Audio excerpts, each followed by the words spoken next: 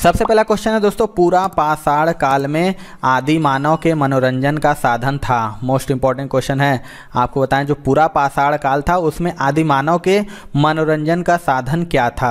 तो right answer हो जाएगा दोस्तों ऑप्शन नंबर ए यानी शिकार। आपको बता दें कि पूरा पाषाण काल में आदि मानव के मनोरंजन का जो साधन था वो शिकार था। वे मुख्यतः शिकार पर ही निर्भर थे और उनका भोजन मांस या कंदमूल हुआ करता था।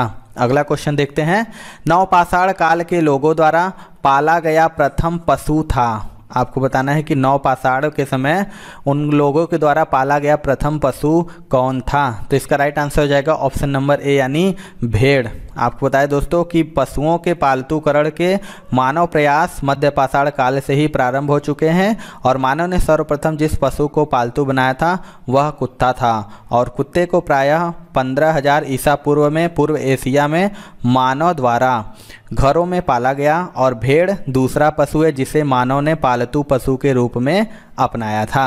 अगला क्वेश्चन देख लेते हैं दोस्तों, सबसे पहले कौन सा हड़प्पा कालीन स्थल खोजा गया था। मोस्ट इंपॉर्टेंट क्वेश्चन है, आपको बताना है कि इनमें से सबसे पहले कौन सा हड़प्पा कालीन स्थल खोजा गया था। राइट आंसर हो जाएगा ऑप्शन नंबर ए यानी हड़प्पा। बता दें दोस्तों कि सबसे पहले वर्ष 1921 में दयाराम साहनी के नेतृत्व में पश्चिमी पंजाब के हड़प्पा नामक स्थल में हुए उत्खनन में हड़प्पा सभ्यता का पता लगा था और सिंधु सभ्यता के स्थलों में सर्वप्रथम हड़प्पा नामक स्थल पर खुदाई होने के कारण ही इस सभ्यता का नाम हड़प्पा सभ्यता रखा गया था। अगला क्वेश्चन देख लेते हैं, सिंधु घाटी सभ्यता अनार्य सभ्यता थी क्योंकि। आपको बताएं जो सिंधु घाटी सभ्यता थी वो अनार्य सभ्यता थी क्यों थी। तो इसका राइट आंसर हो जाएगा ऑप्शन नंबर ए यानी यह एक शहरी सभ्यता थी।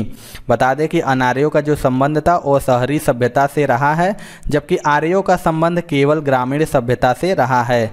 इस प्रकार स्पष्ट है कि सिंधु सभ्यता का शहरी सभ्यता होना इस सभ्यता के अनार्य सभ्यता होने का सर्वाधिक ग्राह्य प्रमाण है। अगला क्वेश्चन देखते हैं दोस्तों, हड़प्पा की सभ्यता निम्नलिखित से संबंधित है। आपको बताएं जो हड़प्पा की सभ्यता थी वह इनमें से किस से संबंधित है। तो इसका राइट आंसर हो जाएगा दोस्तों ऑप्शन नंबर ए यानी कांस्य युग। बता दें कि जो हड़प्पा सभ्यता था वो कांस्य युग से संबंधित है और सिंधु सभ्यता युग में तांबे और टीन को मिलाकर कांसा का निर्माण किया जाता था और इस युग की प्रमुख धातु कांसा थी। इसी के कारण इसे कांस्य युगीन सभ्यता भी कहा जाता है। दोस्तों जैसे कि आपको पता है एसएससी जीडी एग्जामिनेशन 2023 जो दोस्तों जनवरी 10 तारीख से स्टार्ट हो चुकी है दोस्तों। जी हाँ, 10 जनवरी से स्टार्ट है। आपके लिए दोस्तों टेस्ट सीरीज ला दिया गया हमारी टीम द्वारा। टोटल दोस्तों 51 इसमें दोस्तों आपको मॉक टेस्ट मिलेंगे, सारे एकदम परीक्षा पैटर्न पे आधारित अति संभावित है दोस्तों। निश्चित तौर पे आपको इसे लेके प्रैक्टिस स्टार्ट करना चाहिए। आप अपनी कमियों को देखेंगे, अपनी गलतियों को ढूंढेंगे, आप देखेंगे 80 क्वेश्चन में कितने अटेम्प्ट कर पा रहे हैं एंड सभी के सोल्यूशन के साथ दोस्तों आपको अवेलेबल कराए गए हैं। तो फटाफट दोस्तों इस टेस्ट को ले लीजिएगा। Most important and expected test series है। सभी दोस्तों मैथ के, रीजनिंग के, जीएस एंड हिंदी के सभी क्वेश्चन जो है अति संभावित है, 2021 परीक्षा पैटर्न पर आधारित है एंड जीएस वाले सेक्शन 2022 के ही दोस्तों करंट अफेयर्स को कवर किया गया है। दोस्तों अगर आपने एप्लीकेशन डाउनलोड नहीं किया है तो स्टडी हिंदी ऑफिशियल आप डाउनलोड कर लीजिएगा प्ले स्टोर पर सर्च करके, या फिर आप व्हाट्सएप पे इस नंबर पे एसएससी जीडी लिख के भेज देंगे तभी भी आपको मिल जाएगा। देखिए आपका ये टेस्ट सीरीज वाला सेक्शन है, इसमें देखिए सारे टेस्ट आपको अवेलेबल है और आप चाहे तो आप सेपरेट टेस्ट भी ले सकते हैं। जैसे बहुत लोग का मैथ कमजोर होता है तो बस वो मैथ का टेस्ट सीरीज ले लीजिए, बहुत लोग का रीजनिंग का है तो रीजनिंग का ले लीजिए। इस तरह हिंदी एंड करंट अफेयर सारे के सारे दोस्तों एप्लीकेशन पे अवेलेबल है। अगर आपने डाउनलोड नहीं किया तो पहले फटाफट डाउनलोड कर लीजिए और टेस्ट लगाना दोस्तों स्टार्ट कर दीजिए। आपकी परीक्षा जो है दोस्तों 10 तारीख से स्टार्ट है और निश्चित तौर से आपको लेके टेस्ट लगाना स्टार्ट करना चाहिए, जिससे कि अपने आप को देख पाएंगे, इंप्रूवमेंट देख पाएंगे, आप क्या कमी है उनको देख पाएंगे। संस्कृति की मुद्राओं एवं पक्की मिट्टी की कलाकृतियों में किस पशु का चित्रण नहीं किया गया है। 4 ऑप्शन है आपके पास। बताना है कि हड़प्पा संस्कृति की जो मुद्रा और पक्की मिट्टी की कलाकृतियां थी उनमें किस पशु का चित्रण नहीं किया गया है। इसका राइट आंसर हो जाएगा ऑप्शन नंबर ए यानी गाय का। बता दें कि हड़प्पा संस्कृति की एक मुहर पर पद्मासन मुद्रा में त्रिमुखी योगी चित्रित है, जिसकी दाहिनी ओर हाथी तथा बाघ और बाईं ओर गैंडा तथा भैंसा एवं सिंहासन के नीचे 2 हिरण खड़े हैं और इस संस्कृति में गाय तथा घोड़े की मृद मूर्तियां नहीं मिली हैं। अगला क्वेश्चन देखते हैं, सिंधु घाटी सभ्यता के लोगों की मुद्रा में किस देवता की आकृति चित्रित थी। मोस्ट इंपॉर्टेंट है, आपको बताना है कि जो सिंधु घाटी सभ्यता के लोगों की मुद्रा थी यानी मुद्रा क्वाइन थी उसमें किस देवता की आकृति चित्रित थी? तो राइट आंसर हो जाएगा ऑप्शन नंबर ए यानी पशुपति। बताए दोस्तों कि मोहनजोदड़ो से प्राप्त एक मुहर पर 3 मुख वाला एक पुरुष ध्यान की मुद्रा में बैठा हुआ है और उसके सिर पर 3 सिंग है, उसके बाईं ओर एक गैंडा और भैंसा तथा दाईं ओर हाथी एवं बाघ है। इसे पशुपति शिव का रूप माना जाता है और मार्शल ने इसे आदि शिव बताया है। अगला क्वेश्चन देखते हैं दोस्तों। जैसा कि आपको पता है कि आपका एसएससी जीडी एग्जामिनेशन जो जनवरी में होने वाला है वो 10 जनवरी से स्टार्ट हो चुका है दोस्तों। उसके लिए बेस्ट ई बुक मैं लेके आ गया हूं दोस्तों 1200 करंट अफेयर्स, क्योंकि करंट अफेयर्स देखिए 10 क्वेश्चन आपके परीक्षाओं में पूछे जाएंगे। इन 1200 प्रश्नों को तैयार करके जाइए जो जनवरी से लेकर जून 2022 तक के हैं दोस्तों, मोस्ट एक्सपेक्टेड है एंड सभी के दोस्तों डिटेल्स के साथ कवर किए गए हैं। आप दोस्तों इसका लिंक डिस्क्रिप्शन बॉक्स में वहां से ले सकते हैं। 500 क्वेश्चन दोस्तों, गणित आपका कमजोर है तो महत्वपूर्ण 500 सुपर गेस्ट क्वेश्चन हमने रेडी किया है हमारी टीम द्वारा, जो जीडी कांस्टेबल 2023 को डायरेक्टली जो कि टारगेट करता है अति संभावित है और सभी संपूर्ण हल और ट्रिक के साथ आपको दिए गए हैं। इसका भी लिंक आपको नीचे मिल जाएगा। थर्ड ई बुक दोस्तों जीके, जो कि 10 क्वेश्चन आपके परीक्षा में पूछे जाएंगे। जीके को पूरा टॉपिक वाइज पढ़ डालिए, जितने भी दोस्तों टॉपिक जीके में मोस्ट एक्सपेक्टेड है, इंपॉर्टेंट है, सब कुछ दोस्तों इसी में कवर किया गया, इसलिए जीके ऑल इन वन नाम रखा गया। लगभग दोस्तों 8,000 ज्यादा स्टूडेंट इस पर्टिकुलर ई बुक को ले चुके हैं। डिस्क्रिप्शन बॉक्स में डायरेक्ट लिंक है, आप जाके फटाफट इसे ले लीजिएगा और निश्चित तौर पर दोस्तों 100% आपको पूरा रिवीजन के साथ चलना है, क्योंकि एग्जामिनेशन में समय आपके पास बिल्कुल भी नहीं है। लिंक सभी के डिस्क्रिप्शन बॉक्स में है, फटाफट जाके इसे ले लीजिए। सिंधु घाटी सभ्यता के लोग पूजा करते थे, मोस्ट इंपॉर्टेंट है आपको बताना है, जो सिंधु घाटी सभ्यता के लोग थे वह किसकी पूजा करते थे? इसका राइट आंसर हो जाएगा ऑप्शन नंबर डी यानी पशुपति। इसके पहले मैंने बताया आपको, तो पशुपति थे जिसे सिंधु घाटी सभ्यता के लोग पूजा करते थे। अगला क्वेश्चन देख लेते हैं। निम्नलिखित में से किस विद्वान ने सर्वप्रथम हड़प्पा सभ्यता के अवशेषों की खोज की थी? मोस्ट इंपॉर्टेंट ये भी क्वेश्चन है। तो इसका जो राइट आंसर हो जाएगा दोस्तों ऑप्शन नंबर सी हो जाएगा यानी ए कनिंघम। बता दें कि एलेक्जेंडर कनिंघम ने ही 1853 ईस्वी तथा 1873 ईस्वी में हड़प्पा का सर्वेक्षण कर कुछ पुरावस्तुएं प्राप्त की थी। अगला क्वेश्चन देखते हैं दोस्तों। सिंधु घाटी की सभ्यता और वैदिक सभ्यता में प्रमुख अंतर है। बताना है जो सिंधु घाटी सभ्यता और वैदिक सभ्यता थी उनमें प्रमुख अंतर क्या था? तो राइट आंसर हो जाएगा ऑप्शन नंबर ए यानी पहली जो नगरीय थी और दूसरी ग्रामीण। बता दें कि सिंधु सभ्यता का जो काल था वो 2500 ईस्वी पूर्व से 1750 ईस्वी पूर्व तक माना गया जाता है और सिंधु सभ्यता नगरीय सभ्यता थी, जबकि आर्यों की जो सभ्यता थी ग्रामीण थी। अगला क्वेश्चन देखते हैं। सिंधु घाटी सभ्यता की लिपि थी, मोस्ट इंपॉर्टेंट ये भी क्वेश्चन है। अभी इसके पहले मैंने बताया जो सिंधु घाटी की मुद्दा, तो बताना है जो सिंधु घाटी सभ्यता की थी वह लिपि क्या थी? तो इसका राइट आंसर हो जाएगा दोस्तों ऑप्शन नंबर डी यानी अभी तक सही पहचान नहीं हो पाई है। आपको बता दें कि सिंधु घाटी सभ्यता में चित्रात्मक लिपि प्रचलित थी। इस लिपि में लगभग 400 अक्षरों का प्रयोग किया गया है। इसी कारण सिंधु सभ्यता को आध्यैतिहासिक सभ्यता के वर्ग में रखा जाता है, जिसे अभी तक पढ़ा नहीं जा सका है। अगला क्वेश्चन देखते हैं दोस्तों। निम्नलिखित में से किसे मृतकों का टीला नाम से जाना जाता है? मोस्ट इंपॉर्टेंट है, मैक्सिमम बार क्वेश्चन रिपीट होता है। बताना है इनमें से किसे मृतकों का टीला के नाम से जाना जाता है? तो राइट आंसर हो जाएगा दोस्तों ऑप्शन नंबर बी यानी मोहनजोदड़ो। मोहनजोदड़ो शब्द का जो अर्थ होता है वह सिंधी भाषा में मृतकों का टीला होता है। अगला क्वेश्चन देखते हैं दोस्तों। मोहनजोदड़ो कहाँ स्थित है? मोस्ट इंपॉर्टेंट ये भी क्वेश्चन है, आपको बताना है जो मोहनजोदड़ो है वह कहाँ पर स्थित है? राइट आंसर हो जाएगा ऑप्शन नंबर बी यानी सिंध में।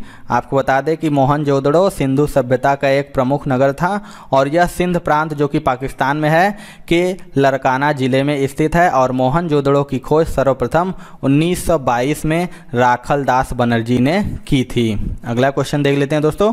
हड़प्पा कालीन सभ्यता का विशाल कोठार कहाँ मिला? मोस्ट इंपॉर्टेंट आपको बताना है जो हड़प्पा कालीन सभ्यता का विशाल कोठार यानी जो अनाज संग्रह करने का स्थान है वो कहाँ पर मिला था? तो इसका राइट आंसर हो जाएगा ऑप्शन नंबर ए यानी मोहनजोदड़ो में। बता दें आपको कि मोहनजोदड़ो का सर्वाधिक उल्लेख स्मारक बृहद स्नानागार है। इसके पश्चिम में 1.52 मीटर ऊंचे चबूतरे पर निर्मित एक भवन मिला है जो पूर्व से पश्चिम में 45.72 मीटर लंबा तथा उत्तर से दक्षिण की ओर 22.86 मीटर चौड़ा है। इसे मार्टिमर व्हीलर ने अन्नागार बताया है। इसमें ईंटों के बने हुए विभिन्न आकार प्रकार के 27 प्रकोष्ठ मिले हैं। अगला क्वेश्चन देख लेते हैं दोस्तों। अमरी जो हड़प्पा सभ्यता का एक स्थल है किस प्रांत में स्थित है? 4 ऑप्शन है आपके पास, बताना है। जो अमरी है वो हड़प्पा सभ्यता का एक स्थल है, वह किस प्रांत में स्थित है? तो इसका राइट आंसर हो जाएगा ऑप्शन नंबर ए यानी सिंध में। बता दें कि जो अमरी है हड़प्पा सभ्यता का प्रमुख स्थल है जो पाकिस्तान के सिंध प्रांत में स्थित है। अगला क्वेश्चन देखते हैं दोस्तों। सिंधु घाटी सभ्यता के अवशेष सचिन बतलाते हैं कि लोगों का मुख्य धंधा था। आपको बताने हैं कि जो सिंधु घाटी सभ्यता के अवशेष चिन्ह बतलाते हैं कि लोगों का जो मुख्य धंधा इनमें से क्या था। तो इसका राइट आंसर हो जाएगा दोस्तों ऑप्शन नंबर ए यानी कृषि, एग्रीकल्चर, जो सैंधव निवासियों के जीवन का मुख्य उद्यम था। सिंधु तथा उसकी सहायक नदियां प्रतिवर्ष उर्वरा मिट्टी बहाकर लाती थी जिनमें पैदावार काफ़ी अच्छी होती थी और यहाँ के प्रमुख खाद्यान्न गेहूं तथा जौ थे। अगला क्वेश्चन देख लेते हैं दोस्तों। सिंधु घाटी सभ्यता का पत्तन नगर है, मोस्ट इंपॉर्टेंट ये भी है, आपको बताना है कि इनमें से सिंधु घाटी सभ्यता का पत्तन नगर कौन सा है। राइट आंसर हो जाएगा ऑप्शन नंबर ए यानी लोथल। आपको बता दें कि सिंधु घाटी सभ्यता का पत्तन नगर लोथल है और यह गुजरात के अहमदाबाद जिले में भोगवा नामक नदी के किनारे स्थित है और इसके पूर्वी भाग में एक गोदी यानी बंदरगाह के साक्ष्य मिले हैं और इस स्थल की खोज AR राव ने की थी। अगला क्वेश्चन देखते हैं दोस्तों। निम्नलिखित में से कौन सा स्थल भारत में नहीं है? आपको बताना है इनमें से कौन सा वह स्थल है जो भारत में नहीं है। इसका राइट आंसर हो जाएगा ऑप्शन नंबर ए यानी हड़प्पा।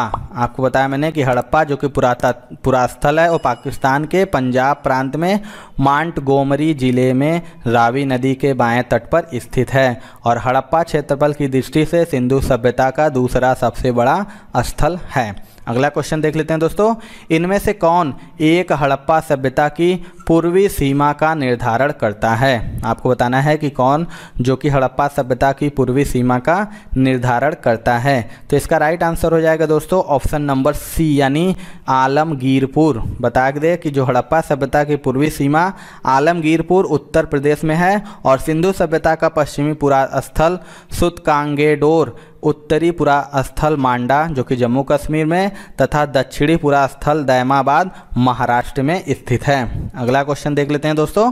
हड़प्पा कालीन लोगों को किसकी जानकारी नहीं थी? मोस्ट इंपॉर्टेंट ये भी क्वेश्चन है। आपको बताना है जो हड़प्पा कालीन सभ्यता के लोग थे वो उनको किसकी जानकारी नहीं थी। तो इसका राइट आंसर हो जाएगा ऑप्शन नंबर सी यानी लोहा की। आपको बता दें हड़प्पा कालीन लोगों को सोना, चांदी, तांबा, कांसा तथा सीसा का ज्ञान था और हड़प्पा कालीन स्थलों की खुदाई से गेहूँ तथा जौ के दाने मिलते हैं किंतु सिंधु सभ्यता के लोगों को लोहे का ज्ञान नहीं था। अगला क्वेश्चन देख लेते हैं।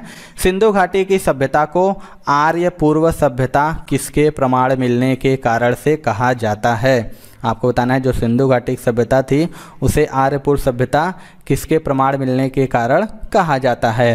तो इसका राइट आंसर हो जाएगा दोस्तों ऑप्शन नंबर सी यानी बर्तन। आपको बता दें कि सिंधु घाटी की सभ्यता में प्राप्त मृद भांडों यानी मिट्टी के बर्तन के आधार पर इस सभ्यता को आर्य पूर्व सभ्यता कहा जाता है और ऋग्वैदिक कालीन मृद भांडों में काले एवं लाल मृद भांडों की प्रधानता है जबकि सिंधु सभ्यता में भिन्न प्रकार के मृद भांड मिले हैं। अगला क्वेश्चन देखते हैं दोस्तों।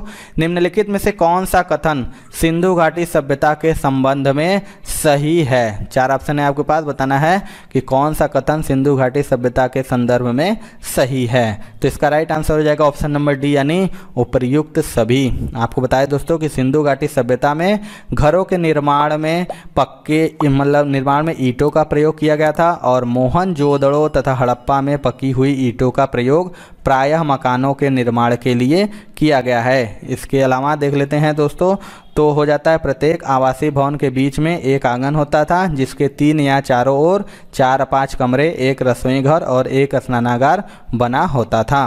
अगला क्वेश्चन देख लेते हैं दोस्तों।